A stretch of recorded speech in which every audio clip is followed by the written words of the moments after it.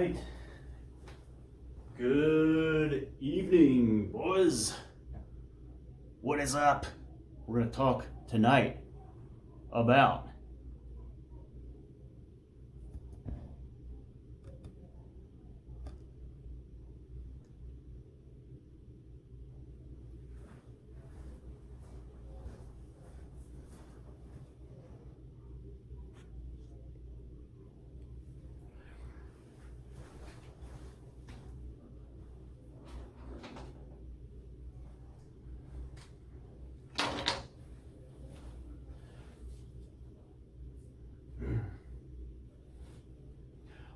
good evening. Tonight we're going to talk about the period after the year of movie watching concludes with Omen 4, The Awakening, 1991. We go into a little 3-week period where we're just waiting for the next year to begin, which is the very end of March, April 1st, to start off a new year of movie watching. But tonight we're going to talk about the little period there. It's kind of an off season, kind of a movie training type of season in there. Covers most of March after the time change to the end of March. Not an official season, but it is a time period where you can get a lot of movies in and just kind of get the juices flowing to get ready for the beginning of the year, the spring season of movie watching. All right, I'm going to talk about, I think I've got 21 movies here altogether. So it's roughly 21 days, 3 weeks roughly. So here's just suggestions of movies that would fall into this time period. All right. So you have The Crossing, 1994, which I really like this film. It's about 31 minutes long. Christian film, David A.R. White and Kevin Downs, really good film. And Phil Schmidt as the judge, really good. All right, and then another, this is one that you've seen before, In Your Wildest Dreams, 1991, Trevor Black, Lisa Wilburn, and the legendary Brad Palmer. Now this one is on the Frank Addington YouTube channel and it's in its entirety, and my girl Kay Bell just watched the entire movie on the Frank Addington channel. She liked it. You should watch it too. That's an endorsement. You will like it as well. All right, this one can be watched a couple of times a year. The Godsend, 1980, can be in the Omen season. This is an Omen ripoff kind of movie, but sometimes after Omen season, get a little of that post-Omen blues, and so you kind of want to keep it going a little bit. Watch kind of a crappy Omen ripoff, but it's probably my favorite of the Omen ripoffs. Kind of like low-budget kind of English actors, not great, but it's a good time waster, good film. This one has Malcolm Stoddard and Angela Pleasance, the daughter of Donald Pleasance. Then Never Ashamed, 1984. Always think it's 1983. 1984. It's kind of an understated Christian film, and one I don't talk about much, but I do enjoy watching it. And it's about 62 minutes, so kind of a little longer. And this one has Tim Yule as the Scott Baio lookalike, and they even mention that in the film. He looks like Scott Baio, I think one of the girls says. And John Jankovic, I really like him as kind of a bad boy in this one. All right, Fantastic Voyage, 1966 is a good one to fit in there as a quality film, a little campy film, but a good mid-60s sci-fi film. Stephen Boyd, Donald Pleasance. Hey, look at that, we have a little theme here. Donald Pleasance and Raquel Welch. It's a really good film. Darth knows about this one. And then we have a very unknown film, a very short, I think it's about maybe 15-20 minutes. Sonic Boom, 1974. This is one you should check out. It's made by some UCLA students. They were able to get some kind of well-known actors. Very unique film here. All right, Kristen Harmon, George Kennedy. They got him into it. They got even got Tom Harmon, Sal Mineo, Rick Nelson, David Nelson, and a bunch of others. And it's a strange film, but it's one to like just to kind of check out, and I really like it a lot. The Flickering Torch Mystery, 1975, is a Hardy Boys episode. I did a full review of this last year, and I think I watched it. I think I actually watched this in April, but this is one that I watched. So Sean Cassidy, Parker Stevenson as the Hardy Boys. All right. And then one that does this look familiar? On the Edge, 1989. Mark Parra, Jay Roberts, Kenny McMurphy. Does this look familiar? It should, because it's been on the end of summer, beginning of fall season of movie watching. It seems to kind of show up in these different times, and I watch it about twice a year. And this is one time that I might watch it. So, On the Edge is just really one of my favorites. Never gets old. 1989 Christian film. Music of Chance, a quality film. 1993 with Manny Patinkin, James Spader, Emmett Walsh, Joel Grey is in this as well. And it's one that is James Durbin, is that his name? This one is one that I did a full review on last year. It's that good. It's an excellent film. It's one of the really quality films. Charles Durning is the guy's name. Charles Durning is in this as well. Very small cast. Christopher Penn. Definitely check this out if you're able to find it online. I have the VHS, boys.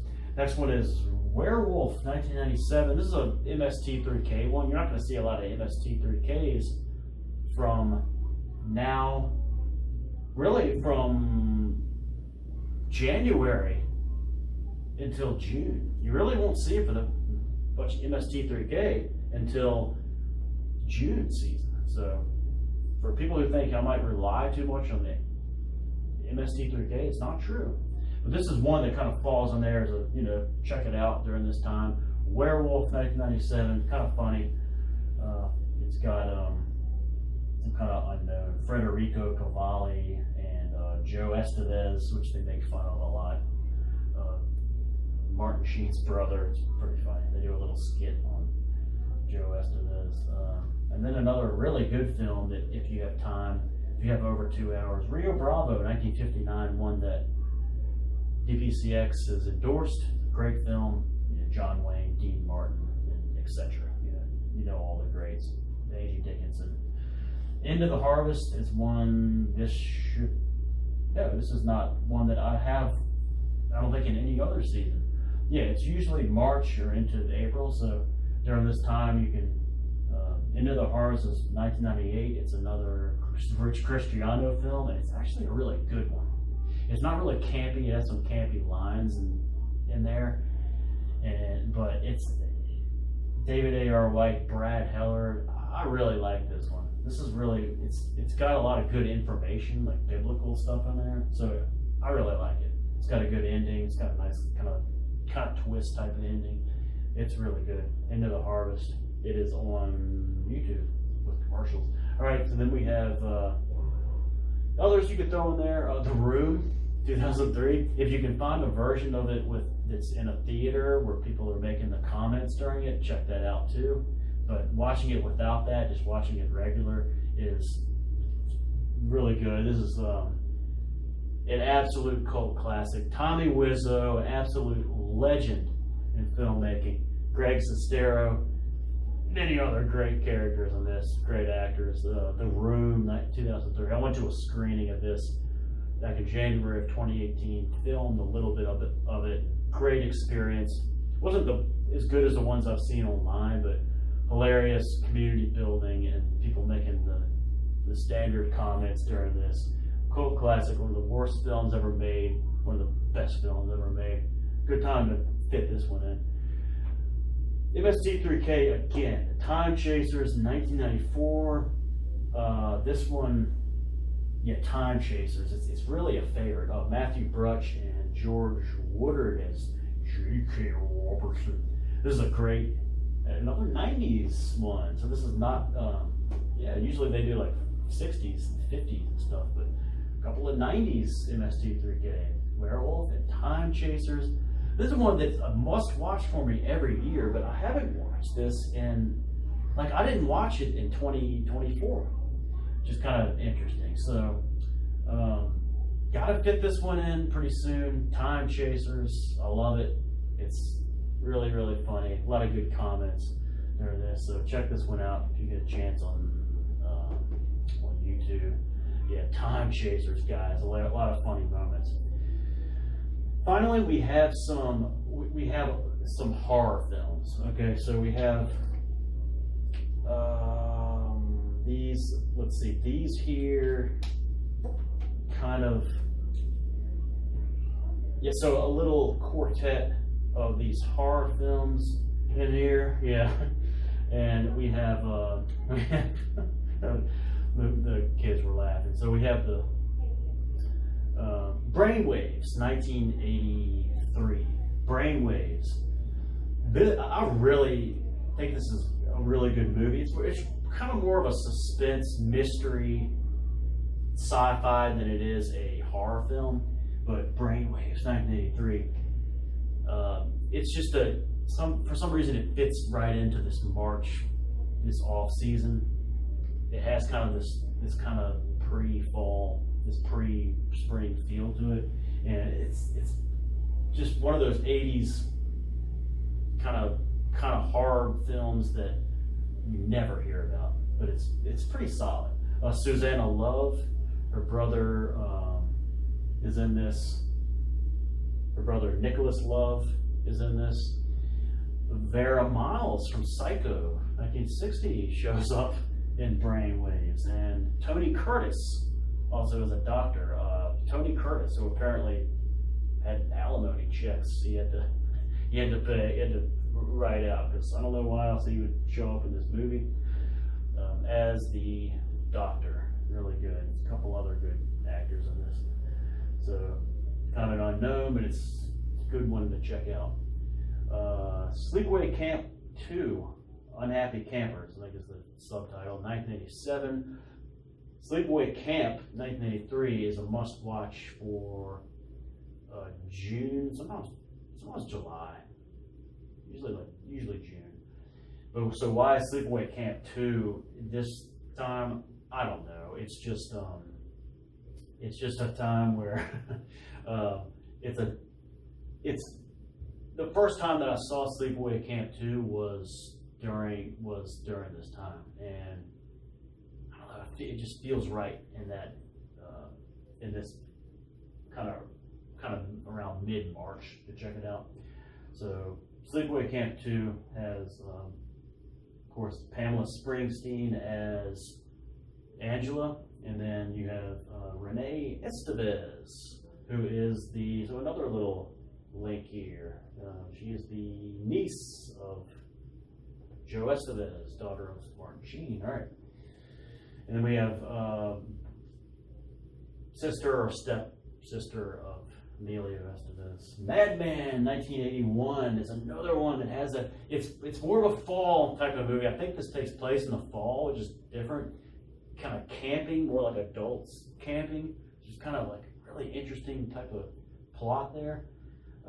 Madman, 1981, one of the first ones I rented from the video store. It's available free online. This is pretty good. All right, yeah, Madman, just slasher film during the ultimate slasher year. Galen Ross, Harriet Bass, all just unknowns. There's a weird hot tub scene, but I think maybe these two. But yeah, I like Madman, but I haven't seen it forever. Wouldn't have fit in there. And then the last of the four horrors that fit into this time is Boogeyman. I can't remember if it's the Boogeyman or just Boogeyman. I can't remember if it's one word or two. I think it's one word. Boogeyman. Yeah, it's one word. It's either Boogeyman or The Boogeyman, 1980. Another one's the first one that, one of the first films I rented from the video store. Susanna Love is back. So Susanna Love, Nicholas Love, who was also in Brainwaves too, is her, I think she's like her, yeah, she's her brother in the film, Boogeyman. She's her brother in real life, or sister in real life. You also have John Carradine in this. John Carradine is kind of a small role, but as usual, he gives it his all. John Carradine never mails it in any film, any of the 500 films he's been in. Boogeyman, not a good movie, but there's something about the atmosphere of this. It's becoming a must-watch for me, especially this time of year. I don't know, it's a great comfort mac and cheese kind of thing. It's like just one of those must-watches. All right, then we have a couple that kind of lead into the spring season of movie watching. The first one is called The Nightmare Never Ends, which also is becoming like a must-watch. The Nightmare Never Ends. The alternate title is Cataclysm. It's from 1980. It's got Cameron Mitchell from The Demon. The great Cameron Mitchell is in this. And it's got Abe Boulet's clone Mark Lawrence as the evil one. This one has grown on me. And just, I'll say this. These two, I have on one of those little thin, cheap DVDs, a little double feature thing, Boogeyman and Nightmare Never Ends. So it ends up being a great, like, $1 purchase. This one really does lead into the spring season of movie watching perfectly. I did that last year and it really led into it right, because some of the films I'll watch for the spring season that I recommend you watching are kind of like this, but they're related to this. It's really weird. It's a strange watch, but it's a good watch. And this one also helps lead in to the spring season of movie watching. I did this last year because it's sci-fi. There's a lot of sci-fi related 70s sci-fi stuff in the spring season of movie watching. And this one is called Bug, 1975. It's hard. Notice it's not Bog. This is Bug. Okay. You can watch Bog too every day if you want, but Bug, 1975. This one was a video store rent years ago, but Bradford Dillman and Joanna Miles, no relation to Vera Miles. I even looked it up. This one clocks in at like 100 minutes, maybe it's a little longer for my taste, but this one, about an anthropologist or what do you call it?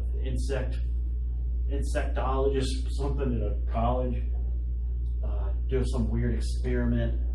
Some weird things are happening. The bugs, there's like cockroaches. This is like really well done. The bugs in this are really good. They're like kind of scary.